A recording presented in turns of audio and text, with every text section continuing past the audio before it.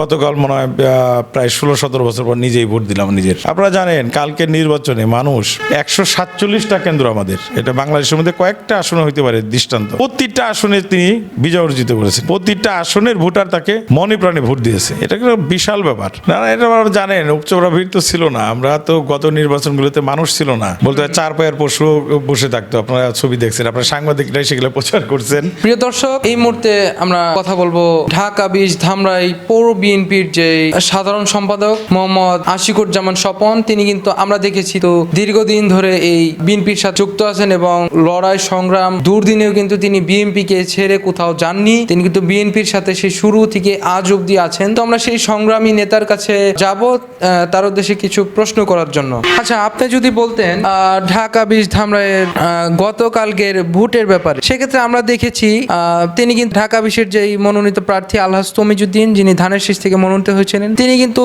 বিরোধী দল এনসিপির ওনার থেকে কিন্তু প্রায় লক্ষাধিক ভোটের উপর জয়ী হয়েছেন। সেক্ষেত্রে আপনার কি মনে হয়? বিসমিল্লাহির রহমানির রহিম। আপনাকে অনেক ধন্যবাদ। শুরুতে যে বিশেষণগুলো দিলেন সেগুলো বলবো আসলে কিছুই করতে পারি নাই দেশ ও দলের জন্য। আমার চাইতে অনেকেই এই গণতন্ত্র পুনরুদ্ধারের জন্য, দেশের জন্য জীবন পর্যন্ত দিয়ে গেছেন।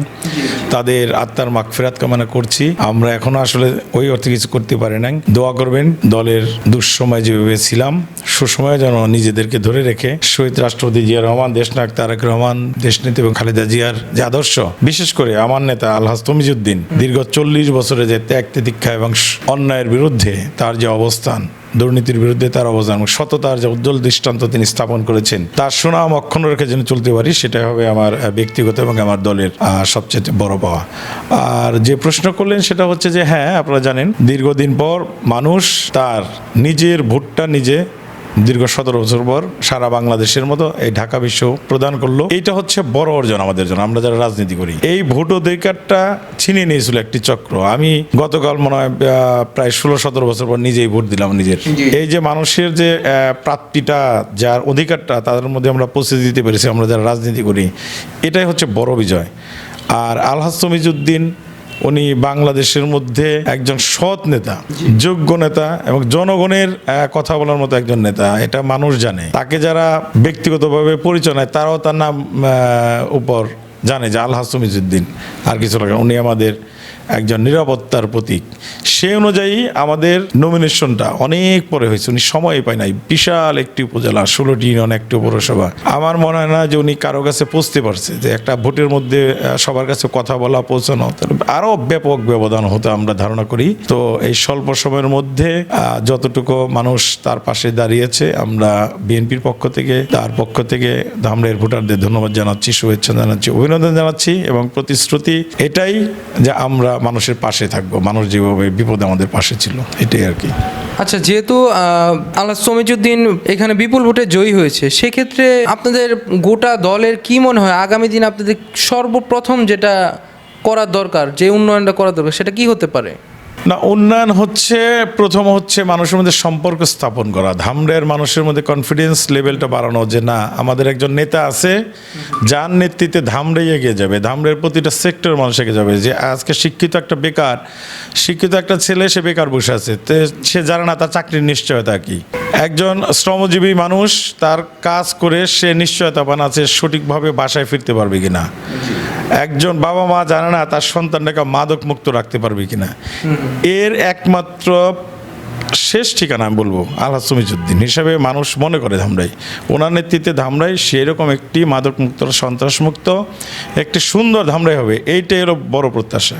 আপনারা জানেন কালকের নির্বাচনে মানুষ 147টা কেন্দ্র আমাদের, এটা বাংলাদেশের মধ্যে কয়েকটা আসনে হইতে পারে দৃষ্টান্ত, প্রতিটা আসনে তিনি বিজয় অর্জিত করেছেন।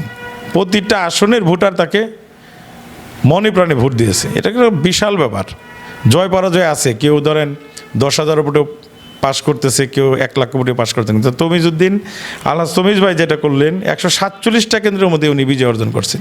এখানে কিন্তু অন্য ক্যান্ডিডেটও আছে, তাদের নিজস্ব কেন্দ্রগুলিও আছে যেখানে তারা ভোট দিয়েছে, সেই কেন্দ্রের মানুষগুলো তমিজ ভাইকে বিপুল ভোটের মাধ্যমে বিজয় দিয়েছে। এটা একটা বিশাল দায়িত্বের বিষয়ের মধ্যে পড়ে গেছে এবং আমরা আশা করি মানুষের যে প্রত্যাশা গতকাল দিয়েছে সে প্রত্যাশা পূরণে আলহাজ তমিজউদ্দিন দীর্ঘদিনের পরীক্ষা হতো এবং সেই পরীক্ষা সে উত্তীর্ণ হবে, সেটাই হবে আমাদের বড় একটা পাওয়া আর কি। তো আপনার কাছে আরেকটা প্রশ্ন ছিল, যেটা বিগত 17 বছর ছিল, সেই সময়ে ভোট কেন্দ্রে কিভাবে মানুষ উপচে পড়া ভিড় ছিল, কিংবা গতকালকের তুলনায় সেটা কিভাবে আলাদা দেখছেন?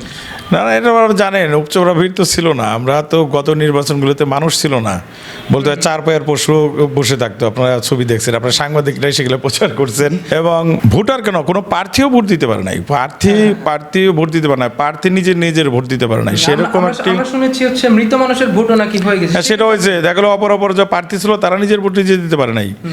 সেই রকম একটা কঠিন অবস্থা থেকে ছাত্র জনতার সংগ্রামের মাধ্যমে শত শত মানুষের জীবন, হাজার হাজার মানুষের জীবনের বিনিময়ে যে গণতান্ত্রিক পরিবেশটি আমরা বাংলাদেশ এবং ছিনিয়ে আনলাম, কালকে সেটার একটি সুন্দর পরিসমাপ্তি এবং সূচনা হলো। দুইটাই হলো, মানুষ দীর্ঘ 17 বছর পর আবার সেই গণতান্ত্রিক বাংলাদেশের পা রাখলো এবং সেটা হবে আমাদের সকলের প্রিয় নেতা দেশনায়ক তারেক রহমানের নেতৃত্বে। আপনারা জানেন আগামীর বাংলাদেশ, আগামীর গণতান্ত্রিক বাংলাদেশ এগিয়ে যাবে। আমরা ঢাকা 20 তার বাইরে নয়, আমরা দেশনায়ক তারেক রহমানের নেতৃত্বে এবং ধামরাইতে ঢাকা 20-এর মানুষ আলহাজ তমিজউদ্দিনের নেতৃত্বে এগিয়ে যাব সমৃদ্ধির পথে, আধুনিকতার পথে, সততার পথে, ইনশাআল্লাহ সেই প্রত্যাশায় রাখছি। আচ্ছা, আপনার কাছে একটা সর্বশেষ প্রশ্ন ছিল, সেটা হচ্ছে যেহেতু কালকে আপনারা বিজয়ী হলেন, সেক্ষেত্রে আগামী দিনগুলোর জন্য ঢাকা 20-এর যে জনসাধারণ আছে তাদের বিষয়ে আপনার কি মতামত? না, সাধারণ বিষয়ের ওইটাই তো বললাম, মানুষের দেখেন রাজনীতি কি, আমি গতকালকে যে একজন রিক্সা চালক রিক্সা চালিয়ে তার পরিবার ভরণ পোষণ যা আছে করছে, একজন চাকরিজীবী চাকরি করছে, তাই হবে। আমাদের যার কাজ কিন্তু তার করে খেতে হয়। জাস্ট একটা রাজনীতি, একটা সরকার, একটি দল সেটাকে একটা সমন্বয় করে, ঠিক না, প্রত্যেকের ভাগ্য উন্নয়নের জন্য কাজ করে, সেটা আগে আমরা দেখি নাই। বিগত রাজনীতিবিদরা যার নিজের স্বার্থে যে রাজনীতি করেছে, দেশের স্বার্থ জলাঞ্জলি দিয়েছে, শিক্ষা ব্যবস্থাকে ধ্বংস করেছে, বাংলাদেশের অবকাঠামো যত উন্নয়ন সেখানে দুর্নীতির একটা মহা আঁকড়া ছিল আমাদের ট্যাক্সের টাকায়। সেইগুলো যেন না হয়, একটা সুন্দর বাংলাদেশ প্রত্যাশা এবং স্বাধীন সার্বভৌম রাষ্ট্র, যে রাষ্ট্র মহান মুক্তিযুদ্ধের মাধ্যমে প্রতিষ্ঠিত হয়েছে, লক্ষ লক্ষ মানুষ জীবন দিয়ে যে রাষ্ট্র গঠিত করেছে, সেই শহীদদের প্রতি শ্রদ্ধা রেখে আমাদের সততার ভিত্তিতে এগিয়ে যেতে হবে। মেন কথা হচ্ছে যার কাজ আমরা সবাই করে খাবো, কিন্তু একটা সততার বাংলাদেশ, সবার জন্য বাংলাদেশ, সবার আগে বাংলাদেশ, যারা দেশনায়ক তারেক রহমানের স্লোগান যে সবার আগে বাংলাদেশ, সেই দেশটাকে সবার উপর রাখতে হবে ব্যক্তির চেয়ে। শহীদ রাষ্ট্রপতি জিয়া রহমান বলেছিলেন ব্যক্তির চেয়ে দল বড়, দলের চেয়ে দেশ বড়। আমাদের নেতা তারেক রহমান তারই ধারাবাহিকতা বলেছেন যে সবার আগে বাংলাদেশ, আমাদের সবার আগে দেশটাকে মানতে হবে, রাখতে হবে, ব্যক্তি স্বার্থ এখানে কোনো বিষয় না। সেটা নিয়ে আমরা ইনশাল্লাহ এগিয়ে যাব, ইনশাল্লাহ এগিয়ে যেতে পারবো আমরা ইনশাল্লাহ, সেটাই প্রত্যাশা রাখছি। জি, ধন্যবাদ আপনাকে। ধন্যবাদ, আপনাদের ধন্যবাদ জানাচ্ছি।